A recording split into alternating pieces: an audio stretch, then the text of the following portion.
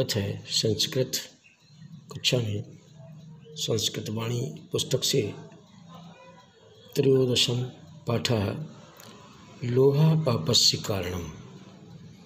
लोभ पाप का कारण होता है। Greed is the cause of evils. जैसा कि आपको इस पाठ के बारे में मैंने बताया, बड़ी रोचक कथा थी। कितना अधिक लालची था वो यशपाल राजा, जिसने मुनि से वरदान पाया कि जिस भी वस्तु को मैं स्पर्श कर लूँ वो स्वर्ण की हो जाए। अंततः सारी वस्तुओं को उसने स्पर्श किया, वह वस्तुएं स्वर्णमयी हो गई। उसको प्यास भी लगती है। जल जो मंगाया उसने अपने सेवक से, जल भी स्वर्ण की पिंड में बदल गया। वो प्यासा रह गया और भूखा रहा। कुछ देर के बाद में उसकी पुत्री उसके पास आती है। उसने अपनी पुत्री को स्पर्श कर लिया, वह भी सोने की हो गई। तब वह बड़ा ही दुखी हुआ जब वह स्वर्ण की प्रतिमा बन गई। अब राजा यह सब देख करके बड़ा ही दुखी हुआ था कि ये सब क्या हो गया, मैं इतना ये स्वर्ण लेकर के क्या करूँगा।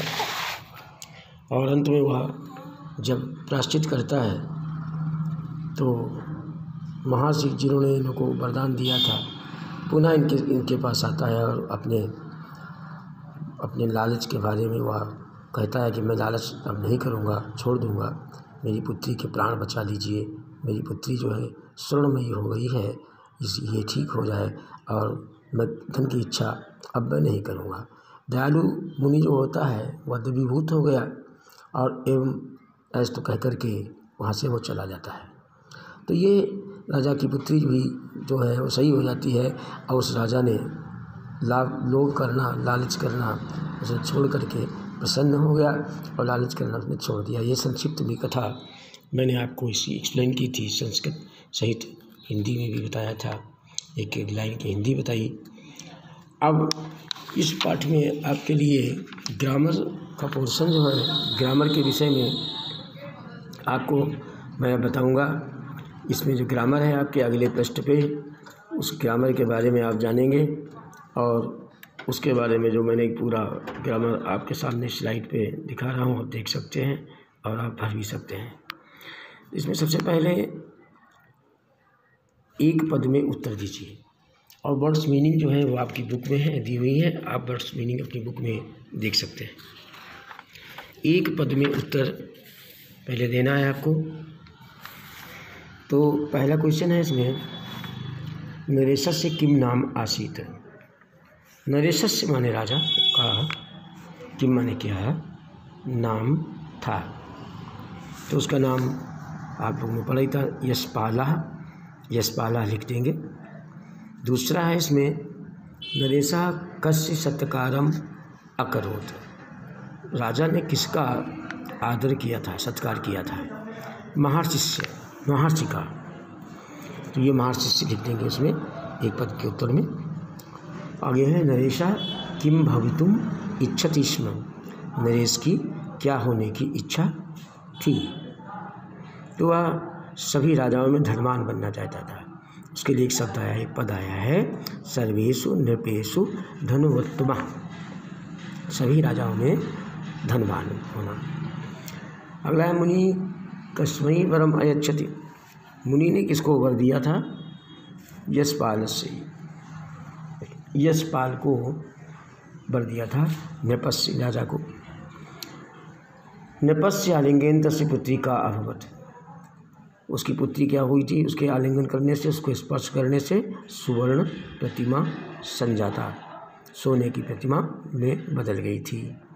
तो ये एक पदेन उत्तर आपको बताया मैंने और आप अपनी बुक में भर भी लेंगे। दूसरा है, पूरे वाक्य में उत्तर दीजिए। तो पहला क्वेश्चन है, राजा स्वभावेन कीदृशः आसीत्। राजा स्वभाव से कैसा था। राजा स्वभावेन अतिलुब्धः आसीत्। राजा स्वभाव से बहुत ही लालची था। दूसरा है, या राज्ञा यशपालस्य इच्छा केन अपूर्यत। राजा यशपाल की इच्छा किसने पूरी की थी? राज्ञा यशपालस्य इच्छा महर्षिगणेन अपूरयत, महर्षि के द्वारा पूरी हुई थी उसकी इच्छा, तो महर्षिगणेन हो जाएगा। राज्ञा यशपालाय इच्छा महर्षिगणेन अपूरयत। थर्ड है गा यशपालाय ऋषि किम वरम अददात, यशपाल के लिए ऋषि ने क्या वरदान दिया? यशपालाय ऋषि ने क्या वरदान दिया था? ऋषि ने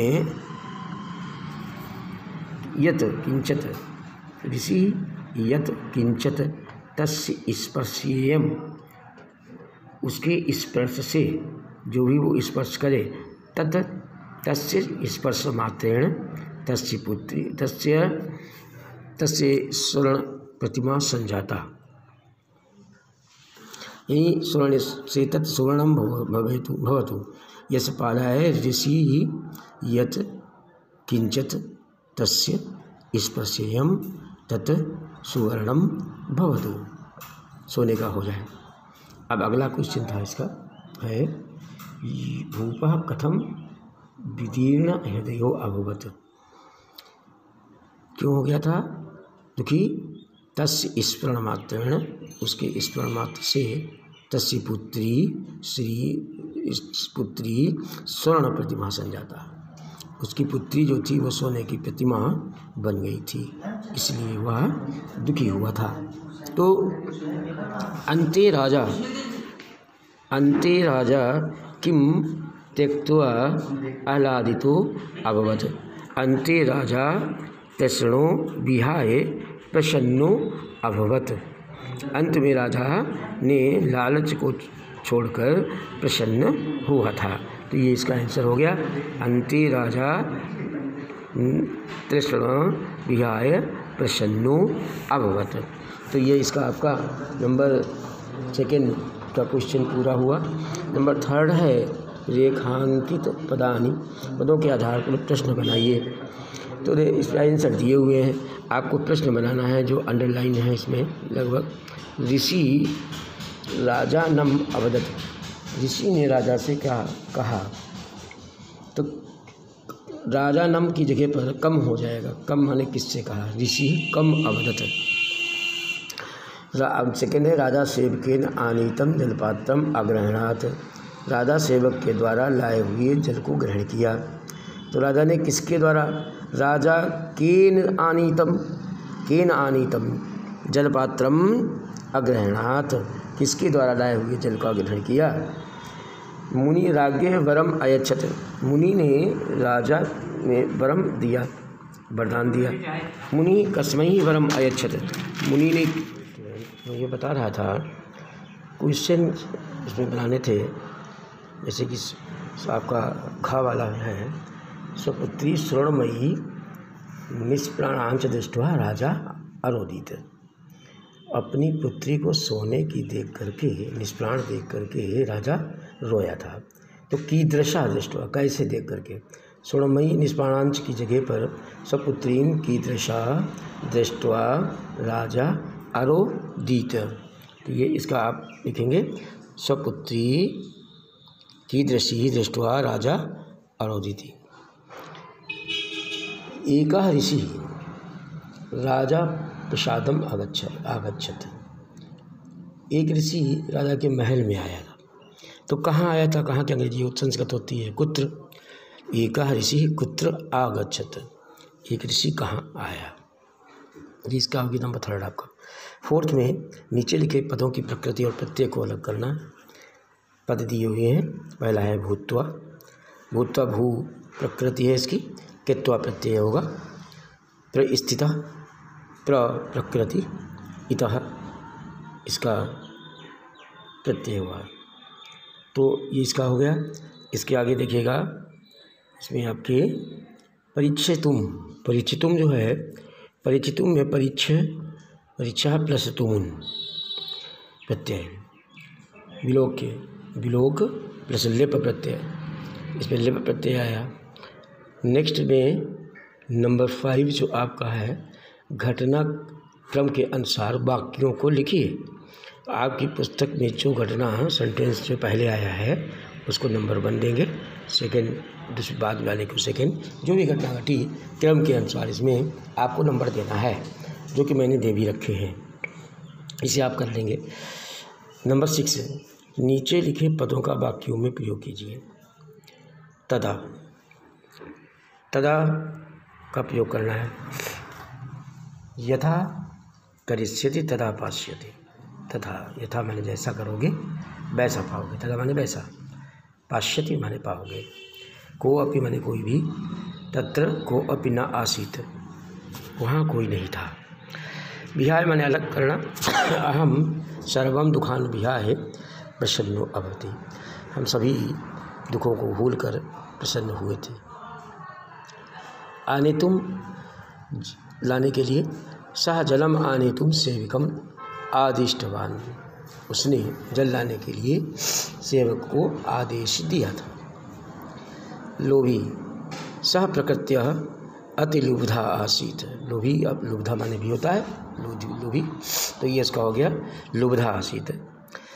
तो माने तुम्हारा या तुम्हारी। अहम तो सेनया प्रमिदितो अस्मि, सेवया, सॉरी, अहम माने मैं, तो माने तुम्हारी, सेवया माने सेवा से, प्रमिदो अस्मि माने प्रमिदितो अस्मि माने प्रसन्न हुआ हूँ।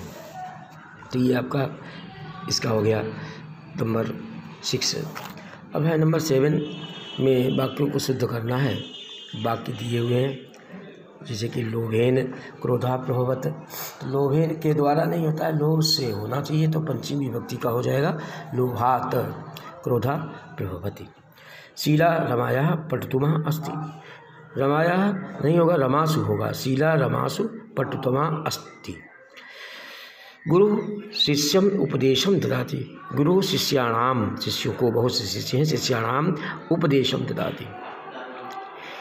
तेन पाठम स्मरति, सह पाठम स्मरति, सा हो जाएगा सह पाठम स्मरति। रामम रोचते,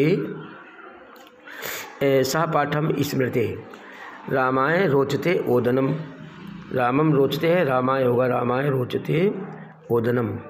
रूपवान स्त्री, रूपवान स्त्री नहीं, स्त्रियों के लिए रूपवती आता है, रूपवती स्त्री मधुरम गीतम गायति, रूपवती स्त्री मधुर गीत गाती है। नेक्स्ट जो है आपका अगला क्वेश्चन नंबर 8, उत्तर दीजिए। का वरम कम याचते यस्म, तो का माने किसने वर दिया था, तो यशपाला किसको दिया था, का वरम कम याचते, किसने किसको दिया था, यशपाला वरम मुनि याचते, इसमें यशपाल को मुनि ने वर दिया था, तो ये लिख दिया आपने इसको। अगला है लोभी नपा प्राणप्रिया पुत्री मालिंगत, इस वाक्य में विशेषण और विशेष्य क्या है इसको लिखना है। तो लोभी नपा, लोभी इसका हो गया विशेषण, नृपः विशेष्य, प्राणप्रिया विशेषण, पुत्री विशेष्य, ये आपके विशेषण और विशेष की मतलब आपको लिख दिया है इसमें, वो भी आप देख लें। मे वरम यच्छतु, अस्मिन वाक्य में पदे विभक्ति लोचनम उल्लेखन कुरुतु, इस वाक्य में वरम जो है वह किस विभक्ति का है, द्विवचन का है, द्वितीय एक वचन का। एवं अस्तु की संधि विच्छेद करना है, एवं प्लस एव प्लस अस्तु, एवं अस्तु, तो इसकी संधि विच्छेद हो गई। क्रियापदस्य उल्लेखम कुरुते, क्रियापदों को अलग अलग लिख दिया। परीक्षितुम, इस पद में प्रत्यय उपसर्ग धातु का उल्लेख, तुम प्रत्यय है, परिचय इसका धातु है, अब परि प्लस इच्छ, परि उपसर्ग हो जाएगा, इच्छ उसकी धातु होगी, तो ये परिचय हो गया परीक्षितुम। नंबर 9 में इस चक्र में जो भी शब्द आए हैं इनसे हमें एक सेंटेंस बनाना था, प्रतीक शब्द इसमें आ जाए, मैंने बना भी दिया है। जैसे कि पहला अहम सर्वदा विद्यालयम गमिष्यामि, नीचे दूसरा है अहम श्वा सुराम, श्वा माने कल, सुराम माने सुरा, पीविष्याम माने पीऊँगा। अहम नंबर अगला, अहम रामायणम या सत्यम न बदाम, मैं सत्य नहीं बोलता हूँ। अहम स्वसुराम, यह आ गया आपका पीवश्यामी, तो ये इसमें से जो वाक्य हैं इन शब्दों से ये बनाए गए हैं, सेंटेंस इसमें से कंप्लीट किए गए। सारे सेंटेंस पाँचों उसमें बनने चाहिए, जो शब्द इसमें सर्किल में दिए गए थे। इस प्रकार से यह आपका ग्रामर पोर्शन त्रयोदशम पाठम का जो कि द्वितीय भाग है, इस पाठ का द्वितीय वीडियो था, इसको मैंने कंप्लीट किया। अगर कोई यहाँ पर परेशानी होती है तो पुनः मैं इसको आपको एक्सप्लेन कर दूँगा, आप इसे कंप्लीट कर लें। आज के लिए बस इतना ही पर्याप्त है, और अगला पाठ जो होगा आपका जो भी है वो अगले वीडियो में मैं आपको प्रस्तुत करूँगा। धन्यवाद। Okay, bye.